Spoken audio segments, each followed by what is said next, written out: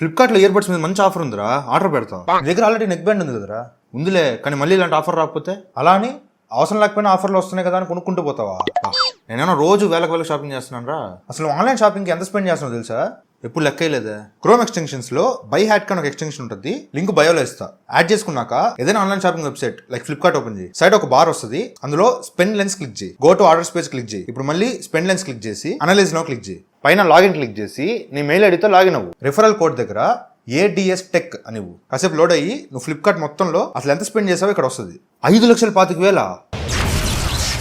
అంతేకాదు కింద each month ఎంత స్పెండ్ చేసావు అండ్ ఆ కింద టాప్ స్పెండ్స్, ఫ్లిప్కార్ట్ మొత్తం మీద ఎక్కువ డబ్బులు పెట్టి ఎదుగున్నావు అన్ని వచ్చేస్తాయి. అలాగే ఇక్కడ రిఫర్ టు ఏ ఫ్రెండ్ అని ఉంటుంది. రిఫర్ నో క్లిక్ చేసి ఇక్కడ నీకు ఒక రిఫరల్ లింక్ ఉంటుంది. ఆ లింక్ కాపీ చేసి నీ ఫ్రెండ్స్కి పంపిస్తే వాళ్ళు ఈ లింక్ ద్వారా బై హ్యాట్ ఎక్స్టెన్షన్ యాడ్ చేసుకుంటే వాళ్ళు ఆన్లైన్ షాపింగ్ లో ఒక 1 year లో 100K స్పెండ్ చేస్తే నీకు 100 రూపీస్ అమెజాన్ వాచర్ వస్తుంది. అదే 300K స్పెండ్ చేస్తే 300 రూపీస్ అమెజాన్ వాచర్ వస్తుంది. ఇంకా ఇక్కడ చాలా స్టోర్స్ ఉన్నాయి, అమెజాన్, మింత్రా, జొమాటో, స్విగ్గీ, ఇలా చాలా ఉన్నాయి. ఒకసారి అమెజాన్ చెక్ చేద్దాం.